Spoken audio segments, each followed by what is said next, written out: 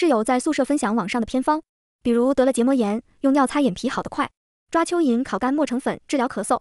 这天我回宿舍，看见他从嘴里吐出一颗李子，又放回我的果盘里，李子上还有他晶莹剔透的口水。他看到我说牙疼寒冰镇李子管用，我试试。想到昨天我还吃了果盘里的李子，胃里一阵翻涌。我忍着恶心，从马桶里舀了一杯水端给他。网上说马桶水治牙疼，你试试这个呢？只见张雪倩偷感十足，站在我桌前。你在干嘛？我微微皱眉，开口询问。他从嘴里吐出一颗李子，又放回我的果盘里。张雪倩不以为然地笑了笑，直接用衣服擦了擦手上的口水。牙疼寒冰镇李子管用，我试试。李子上还有他晶莹剔透的口水。给我带的饭呢？说着伸手想接过我打包回来的饭，我一把将他推开，不悦道：谁让你私自动我东西的，沾着口水的东西还放回去，恶不恶心？哎呀，也就你这么矫情了，我又没吃，含一下怎么了？张雪倩神色自若，甚至觉得我小题大做。想到昨天我还吃了果盘里的李子，胃里一阵翻涌，直接捂着嘴往厕所跑去了。张雪倩见我在厕所呕吐，变得兴奋起来。沈念，你不会怀孕了吧？她跳到我面前，激动地说：咱们才大一，你肯定不会有吧？我陪你去打吧，到时候把胎盘给我，那可是好东西，大补啊。其中一个室友张敏看不下去，你快别说了，念念都是被你恶心到了。张雪倩撇了撇嘴，切，这有什么的？你们城里人是真多，口水治百病的，我没找你要钱都算好了，我是拿你们当朋友才把我的秘方分享给你们，真不识好歹。他自顾自地拿着饭吃起来，好不容易缓过来，又听到张雪倩的奇葩言论，气不打一处来。我忍着恶心，从马桶里舀了一杯水端给他。网上说马桶水治牙疼，你试试这个呢？杯子上的水洒在张雪倩的桌上，她瞬间跳脚。沈念，你发什么疯？恶不恶心啊？不就用了你几颗李子吗？大不了我赔你，瞧不起我小地方来的，故意欺负我。我紧皱眉头，脸色严肃。我恶心，下次再敢乱动我的东西，我就泼你脸上。我盯着张雪倩，将杯子里的水一点点倒进饭里。张雪倩刚想开口骂我，又怕我真泼她脸上，只能死死瞪着我。气氛降到冰点，寝室长刘新梅硬着头皮出来打圆场。下不为例，你下次别私自动别人的东西，不然我就告诉辅导员了。谁稀罕啊？听到这话，我被气笑了。大一开学，张雪倩说自己是小地方来的，很多东西都不太懂，看着她像个无头苍蝇在校园里到处跑，心一软就帮她送资料填数据，顶着烈阳跑上跑下，没有感激就算了。后来她越发变本加厉，老是用自己的出身道德绑架我。我的教育资源远不如你，你已经享受这么多优待了，为什么不肯帮我？大城市的人都像你这么刻薄吗？素日里使唤我打扫卫生，帮忙打饭取快递，我念在同学一场，没有跟他计较。平日里他总是看网上的偏方，比如得了结膜炎，用尿擦眼皮好得快；抓蚯蚓烤干磨成粉治疗咳嗽。每次发现新的偏方，都会在宿舍里大肆宣扬。见我们对此嗤之以鼻，他轻蔑地看我们一眼，觉得我们是自视清高。哼，等到你们真的需要的时候，可别来求我。我只当他是恶趣味，总归没有影响到别人，也没有多在意。结果今天被我发现他的恶行，不敢想在我没看见的地方，他又做了什么。大家都被他的行径吓到。经此一事，我们宿舍拉了一个小群，像他这么信偏方的太少见了吧。寝室长说，大家把自己的东西都收拾好吧，别让他整出什么幺蛾子。我想了想，只有千日做贼，没有千日防贼。我们总有不在宿舍的时候啊，那怎么办？我可不想吃他的口水。我们三人合计了一下，决定买一个摄像头放在宿舍。然而过去了1-2周，张雪倩都没有什么动静。听她在宿舍里打电话，应该是交了一个男朋友。我以为偏方那股新鲜劲儿已经过去了，不料她已经无可救药了。1周后，宿舍里总是隐约有一股腥臭味，大家忙活了一下午都没有找到源头。周末大家在洗漱台刷牙，随着张雪倩的走近，熟悉的异味再度传来。她无视众人的目光，自顾自在漱口前含了一口水，然后涂在手掌上，仔细地涂抹在脸上，眼不眨地盯着，唯恐浪费一滴。她的脸就是异味的来源。张敏忍不住开口：“你这做什么啊？”张雪倩轻哼一声，环顾一周，确保所有人都在看她，才缓缓开口：“土鳖，这是口水护肤法，早晚各一次，对去除粉刺、滋养皮肤是极好的。”张敏大吃一惊道：“你早晚拿口水敷脸？”张雪倩朝我瞥了一眼：“你看看，猫时不时会用舌头舔，那是猫在给身体做酒精擦拭式消毒。”我和其他2个室友直接懵逼了，这是什么操作？张敏有心劝解他，人怎么能跟猫相比？多脏啊！你懂什么？这是不花钱就能美容养颜的好东西，自己口水有什么脏的？张雪倩一脸鄙夷地看着张敏，我暗暗扯了扯张敏的衣角，示意她别说了。落在张雪倩的眼里，倒是我心虚了。她扑哧一笑，原来是你想知道啊？你是不是瞧我找到了男朋友，心急了？哼，你就是求我，我也不帮你。我定睛一看，原本她脸上只有几颗粉刺，现在整张脸隐隐泛红，还有几颗暗痘。张雪倩得意地将脸凑过来，腥臭味通过鼻腔直冲脑门，熏得我眼泪都要出来了。张雪倩脸色一黑，有的人就是没福气，用不来好东西。我没好气道：是，你是福气姐，这种福气不要也罢。找到源头好办事。我们检查了张雪倩的床位，一个杯子里盛满了口水，还有些菜叶漂浮其中，水体发黄浑浊，有些发酵的酸臭味。就连刘新梅也忍不住干呕起来，做事要端走倒掉。张雪倩急了，将众人推到一边。我看谁敢动我的宝贝？这算什么宝贝？你学小学生养臭水吗？张雪倩已经被偏方迷昏了头，她气急败坏地朝我怒吼：“你就是嫉妒我变美，难不成你想跟我抢男朋友？我告诉你，没门！你们一群贱人，见不得我好，吃不到葡萄说葡萄酸，你们等着吧！”张雪倩挡在面前，僵持不下。我淡淡开口：“阿姨已经来警告很多次，难不成你想让你的秘方公之于众？”面对这种听不进道理的人，只能顺着他的话说。张雪倩迟疑片刻后，想得美，我才不会把好事分享出去，除非……见他同意，众人松了口气。那瓶臭水顺利进入下水道，不曾想他越发无耻。夏天炎热难耐，我同往常一样洗澡，拿起洗澡盆，看见里面还有些水渍，也没太在意。不一会，肚子剧烈的疼痛起来，我脸色发白，蹲在地上。张敏率先察觉我的异样，连忙来搀扶我。念念，你怎么全身冒汗啊？我浑身有些乏力，暗暗朝张雪倩看去。她在床上伸出头查看，眼神躲闪。我心下一沉，这是跟她脱不了干系。我嘴唇开始哆嗦，语气虚浮。此时顾不上跟她理论，去医院。在张敏和刘新梅的帮助下，我顺利到达医院。里里外外检查一番后，医生皱着眉头，满脸的不悦：“你们这些小姑娘，不要信网上那些偏方，用农药洗澡，亏你想得出来。”“什么农药？”我惊讶地问道。“是啊，还好剂量不多，不然命都要没了。多读书，多看报，少信这些东西。”张敏像是想到什么，对了，前2天我看到张雪倩拿着农药，她说要寄回乡下给她妈，没想到我怒气陡增，她居然拿我当小白鼠，这谁能忍？我头也不回地冲回宿舍，啪的一声推开宿舍门。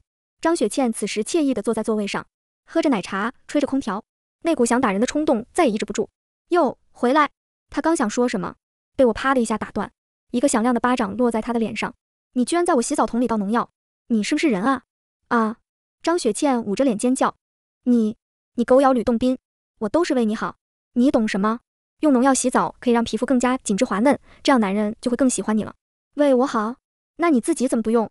张雪倩新交的男朋友总是破她不够漂亮，她瞥我一眼道：“那你替大家试试，也是功德一件啊，到时候我说出去也有你的一份。”张雪倩不以为然的想转身离开，我被她的无耻刷新了3观。你有病吧？知不知道这样会死人的？她不屑地笑了笑，吓唬我。真这么容易就死了，就不配活在世界上？何况你不好好站在这儿吗？此时我已经无法压制内心的怒气，飞身压在他身上，抡起拳头向他砸过去。他疼得哇哇大叫，我觉得不解气，又张开五指用力拉着他的头发。我不配，难道你配？脑子里都装的浆糊吗？一天天净想这些歪门邪道，我看你也不用上学了，靠这些偏方当个赤脚医生，乡下人民需要你拯救。遭我背后袭击，张雪倩哪里反应得过来？她爬在地上，不停翻动着身子。你就算极度的发疯也没用，你个没人要的男人婆！张雪倩急得喊救命。我虽然没有打过架，但是怒气上头，有种势不可挡的架势，学着电视剧里的模样，疯狂出击。当刘新梅、张敏赶来时，我已经有些精疲力尽。张雪倩正要反击，就被他们2人拉开。看着她张牙舞爪，又没有碰到我的样子，内心一阵舒爽。张雪倩见没人帮她，尖叫着跑出去。我们各自躺在床上休息。不一会，楼道里传来匆匆的脚步，宿舍门被导员猛地推开。张雪倩带着哭腔哀嚎道：“导员，他们欺负我是农村来的，一直殴打我。”导员一脸严肃，呵斥道：“欺凌殴打同学，书都读到狗肚子里了。”我们3人听后，连忙从床上下来。张雪倩躲在导员身后，一脸得意，哭喊着求导员做主。平时他们就霸凌我，今天更是对我大打出手，涕泗横流，看上去真带着几分委屈。张雪倩指着我控诉，尤其是他：“老师，你看我身上的伤，都是他打的。”还露出自己红肿的手臂等伤处。此话一出，导员脸色更差了。沈念，没想到你在学校里公然霸凌同学，等着记过，全校通报吧！我气得胸口发闷。张雪倩自己做出这种事情，还好意思告状？刘新梅看我被冤枉，连忙开口：“我们不是要……还有你，作为干部不团结同学，欺软怕硬，我看你今年的学分也别想要了。”导员压根不给我们解释的计划，噼里啪啦数落一大堆。刘新梅和张敏急得都快哭了。张雪倩故作姿态劝解，但语气怎么听都是幸灾乐祸。算了，谁让我是穷人家的孩子，哪能跟城里娃比？可偏偏导员就吃他这一套。穷人家的孩子怎么了？我也是从小地方考上来的，我看谁敢欺负你。看着张雪倩这张耀武扬威的脸，我终于开口：“导员，你怎么不问问我为什么要打他？”张雪倩神情有些慌张，因为他把农药倒进我的洗澡盆里，害我中毒，所幸剂量不多，不然我就死了。我将诊断报告拿出来，上面农药中毒几个字格外醒目。你胡说！你为了故意陷害我，这种话都说得出口？张雪倩矢口否认，有本事你搜，但凡寝室里有农药，我都喝下去。导员有些不耐烦，到现在还想着污蔑同学，真是没救了。张雪倩早就将农药处理好了，见她无所畏惧的模样，我勾起一抹笑，真是蠢而不自知。农药早就被你扔了。听到这话，张雪倩松了口气。我说，但不代表没有别的证据。说着，我打开手机，将监控调出来，里面清晰的看到张雪倩偷摸拿出农药，走进厕所，出来时还满意的晃了晃农药瓶，甚至还能听到她喃喃说：“哼，便宜你了。”张雪倩慌了神，拼命的想抢夺手机，奈何身高不够，连手机边都没碰到。她目眦欲裂，挥舞着手臂向我扑来，我怒气上头，狠狠踢她一脚。她朝我怒吼：“贱蹄子，你敢监视我！”又对着导员声泪俱下的哭诉，他们私自在宿舍里安监控，已经侵犯了我的隐私权，快给他们处分。张雪倩到这时候还想着倒打一耙，我擒住她发疯的手臂，监控只对着公共区域，你要是没做亏心事，害怕这些吗？你故意投毒，证据确凿，还污蔑我，你说我们俩谁判得多？张雪倩见这招不管用，又开始撒泼卖傻，我没有下毒，这是变美的秘方，你用不来好东西，别赖我头上。导员胸膛上下起伏，瞪着张雪倩呵斥，亏我想着能帮你，没想到你这么恶毒，投毒都敢做，人命可不是儿戏。张雪倩拉着他的手，还想解释，导员一下子挣脱开。今天的事情我会上报学校，你这样的人才我们学校留不住。不，这样真的会变美，能帮我试毒也是他的福气。导员也被他的言论震惊到，夺门而出，任凭张雪倩瘫坐在地上。学校考虑到没有酿成大祸，体谅他考上大学不容易，给他记大过，留校查看。我们也顺利换到了新宿舍。收拾行李时，张敏不安道，他那么执拗的人，他是不会改的。我微微一笑，信偏方是吧？那就用魔法打败魔法。又过了几天，一切风平浪静，大家似乎都恢复了正常生活。而张雪倩并没有就此消停，她在朋友圈里大肆宣扬美容偏方的神奇，让皮肤紧致、消除痘印痘坑，还有减肥等各种功效的药，甚至附上了真人效果对比图，受到爱美但囊中羞涩的女孩子追捧。很快，校园里掀起一股美容药的浪潮。张雪倩的不要脸令我瞠目，她远比我想的还要恶心。我走时留下来一张街边的小广告，扫描二维码就可以看到网络上的偏方合集。这种一眼假的东西，她还真信了。原以为她会自食恶果，没想到还变成她敛财的工具。我不能看着她祸害同学，疾步跑去宿舍。宿舍门口人停若市，仔细一看，张雪倩在门口支起一个小摊，上面摆满了各种瓶瓶罐罐，看不清里面是什么东西。不少女生排着队等着挑选。张雪倩眼尖，一下就看到了我，得意的讥讽道：“哟，这哪门子风把你吹来了？怎么你也想要我的仙药？现在才来巴结我，没用了。”我对她的精神胜利法很是无奈，但为了同学们的身体，还是开口：“她这些东西都是三无产品，你们也不怕坏了身体？”而面前这些糊涂蛋不以为然，还真叫雪倩说对了，你果然会因为嫉妒来诋毁她。一个女生义愤填膺地站出来，在宿舍里就打压欺负她，现在走了还要踩她一脚。张雪倩眼白莲花上瘾了，硬生生挤出几滴眼泪。我没想到，我做什么你都要阻拦。算了，大不了我不卖了。那些女生急了，这药传的可神奇了，要是用不上就亏了。立刻替她打抱不平。有些人心思肮脏，见不得人好。笑死了，是不是怕所有人都变美了，剩她一个丑八怪？这些话很受用，张雪倩的嘴角都要挂上天了。我冷不丁插一句，这么说你们都知道药的来源，就不怕吃进医院？张雪倩向我投来阴郁的目光，其他人也期待地看着张雪倩。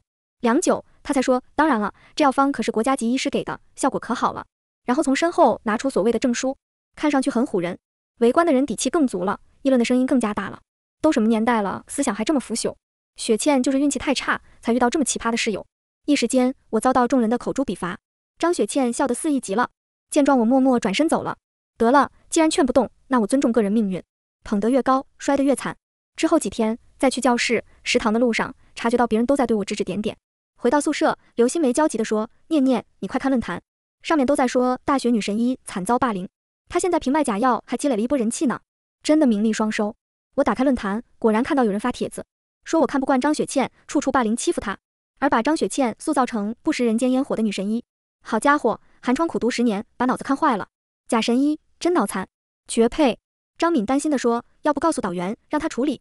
我摇了摇头，让他闹吧，总会为自己的无知买单。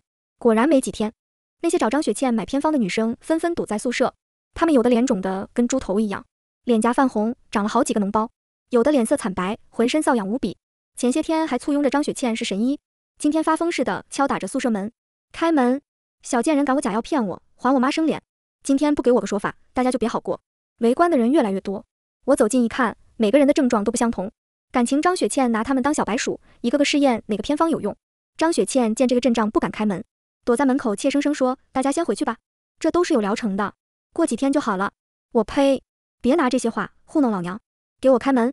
那些女生再也等不及，开始合力撞击宿舍门。砰砰，几声巨响，门板已经摇摇欲坠。就在此时，张雪倩把门打开了。我微微皱眉，按说她的性格，断不会主动开门直面大家的。